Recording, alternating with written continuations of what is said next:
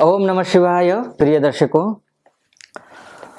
कर्क राशि की बात हो रही है इस वीडियो में और 16 जनवरी 2024 को मंगल उदित हो गए हैं।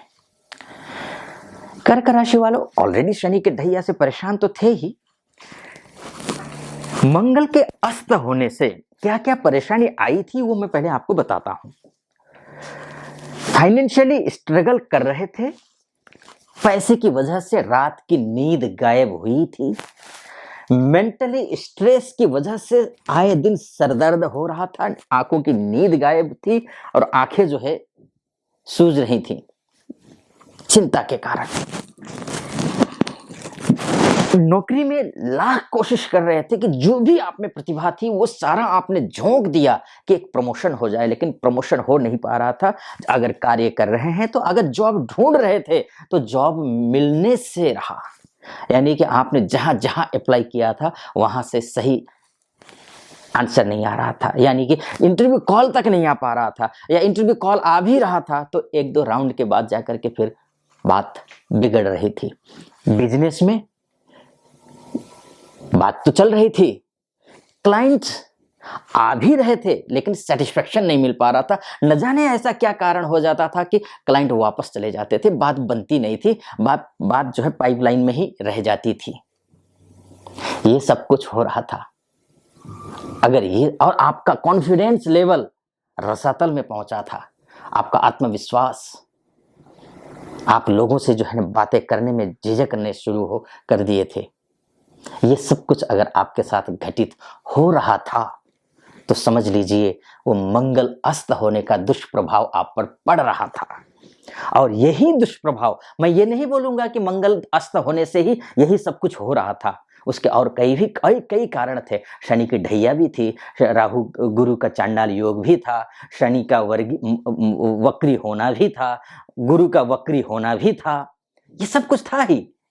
लेकिन उसमें सबसे प्रमुख जो कारण था वो मंगल था। ऋण के तले दबे हुए हैं तो उसका प्रमुख कारण मंगल है। शत्रु आप पर हावी हो रहे थे या हो रहे हैं तो उसका प्रमुख कारण मंगल का अस्त होना है। इसका जो अस्त होने का जो दुष्प्रभाव था वो आप पर पड़ रहा था, लेकिन अच्छी बात यह है कि अब वो उदित हो गया है।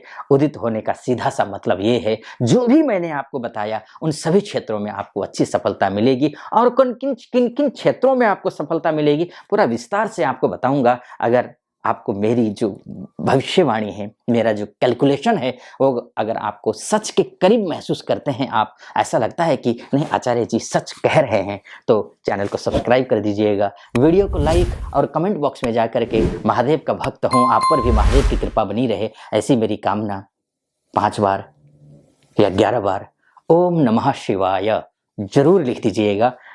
कर्क राशि वालों, आपके साथ अब जो हो रहा है, अब जो होने जा रहा है वो अति सुंदर है। अभी तक आपका मान नहीं था, अभी तक आपका सम्मान नहीं था, अभी तक जो आप डिजर्व करते थे, मान के लिए, सम्मान के लिए, पद के लिए, प्रतिष्ठा के लिए, पोजीशन के लिए, परिवार में, सोसाइटी में, कार्य क्षेत्र में, जॉब में, कलीग के बीच में, वो आपको प्राप्त नहीं हुआ था। लेकिन 16 जनवरी या फिर 21 जनवरी के बाद से लेकर के ये इसमें आप सफलता मिलेगी। मैं ये नहीं कहूंगा कि 16 जनवरी आ गया बस अब एकदम से 17 जनवरी से सब कुछ ठीक हो गया, ऐसा भी नहीं है। शनि ही कंथाः शनि ही पंथाः शनि ही पर्वत लंघनम। धीरे धीरे धीरे धीरे होगा। पर्वत को ऐसे ही दौड़कर लांघा नहीं जा सकता है। धीरे धीरे शनि ही आपके समय ठीक होता जाएगा।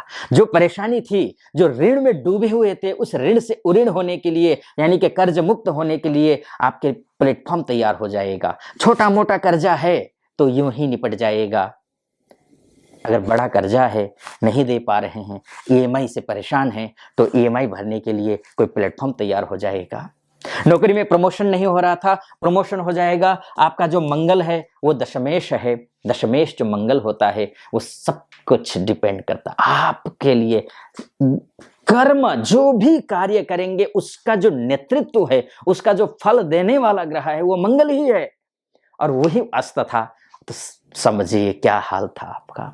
अब वो उदित हो रहा है, हर एक क्षेत्र में सफलता मिलेगी, आपका कॉन्फिडेंस फिर से बढ़ेगा, फिर से अच्छा होगा, फिर से आप मुस्कुराएंगे, खिलखिलाएंगे, ऊर्जावान होंगे। लेकिन हाँ, एक बात जरूर मैं बोलूंगा, जब मंगल अस्त हो, क्योंकि सूर्य उत्तरायण भी हुए हैं, ये भी आपको ध्यान रखना होगा, क्योंकि मैंने सूर्य उत्तरायण को लेकर के भी कुंडली बनाई है, मकर संक्रांति को लेकर के। उसके बाद जो आपके ग्रह बदल रहे हैं वो भी आपके लिए बहुत पॉजिटिव है, उसको भी आप एक बार देख सकते हैं, उसको भी फॉलो कीजिएगा। अब ये जो अब सूर्य भी उत्तरायण हो गए हैं, इधर से मंगल भी उदित हो गया है, और जैसे ही उदित हुआ है, वैसे ही उसके कुछ दिनों बाद यानी कि 5 फरवरी से लेकर के ये उच्च का हो जाएगा मंगल। ये जो अभी यहां देख रहे हैं आप मंगल को, ये मंगल उच्च का हो जाएगा, मकर राशि में आ जाएगा 5 फरवरी को। यानी कि उच्च का जैसे ही होगा, सूर्य का उत्तरायण होना, इधर से उच्च का होना, तो आप में कॉन्फिडेंट तो आएगा ही, लेकिन हो सकता है कतिपय व्यक्तियों में ओवर कॉन्फिडेंट हो जाएं, जिससे बात बिगाड़ दें। ये नहीं करना है। ध्यान रखना, अगर आप ज्यादा कॉन्फिडेंट हो रहे हैं, ज्यादा ओवर, आप किसी दूसरे का सम्मान करना छोड़ रहे हैं, आपकी भाषा में वो शालीनता कहीं गायब हो गई है, आपके शब्दों में गड़बड़ी आ गई है, तो समझ लीजिए ओवर कॉन्फिडेंट हो रहे हैं। डाउन टू अर्थ रहिए, बड़ों का सम्मान कीजिए, बुजुर्गों का सम्मान कीजिए, बड़े भाई, छोटे भाई या फिर चाचा, मामा, इन नाते रिश्तेदार से संबंध अच्छे रखिए। बॉस के साथ में अच्छा संबंध रखिए, अपने से सीनियर होंगे कलीग भी, उनसे भी संबंध अच्छा रखिए। आपकी भाषा में वो टोन बिगड़ सकती है, ये ध्यान रखना है। इसके लिए हनुमान जी की पूजा करना होगा आपको, डाउन टू अर्थ रहने के लिए, क्योंकि जैसे ही अस्त से उदय हो रहा है, उदय होने का तुरंत जो है ना उच्च का हो रहा है, तो अति आत्मविश्वासी बना देता है। तो ये ध्यान रखना पड़ेगा आपको।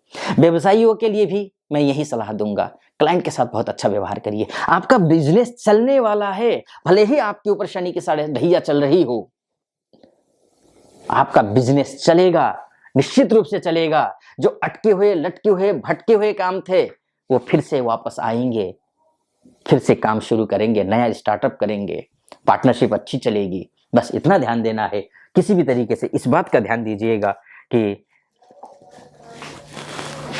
कभी भी ओवर कॉन्फिडेंट नहीं होना। एक दूसरी बात मैं बोलूंगा, जो विदेश में रहते हैं जो व्यक्ति, जो ऑलरेडी विदेश में हैं, जो उनको भी मैं ये सलाह दूंगा कि उनके लिए भी समय अच्छा है। बस सुबह जल्दी उठना, सूर्य को अर्घ्य देना, एक दूसरा काम ओम नमो भगवते वासुदेवाय, इस मंत्र का जप जरूर करना। क्योंकि ये कुंडली मैं मोटा मोटी तौर पर बता रहा हूं, ये जरूरी नहीं है कि ये जो मैं फलादेश कर रहा हूं आपके ऊपर 100% सटीक हो, बिल्कुल जरूरी नहीं है। कर्क राशि वाले इस धरती में 72.5 करोड़ हैं, सबके साथ एक जैसा होगा ये तो संभव ही नहीं है। क्योंकि 1 सेकंड से भी अंतर से, 1 सेकंड के अंतर से भी अगर जन्म अलग होता है, अंतर से जन्म होता है, तो कुंडलियां बदल जाती हैं, भाग्य बदल जाता है। तो ये तो मोटा मोटी तौर पर है।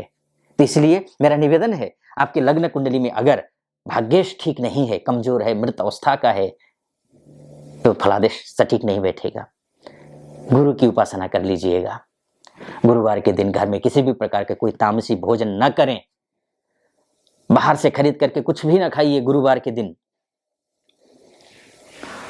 संयमित रहिए, अनुशासित रहिए, पूजा पाठ कीजिए, ये जरूर निवेदन रहेगा आपसे।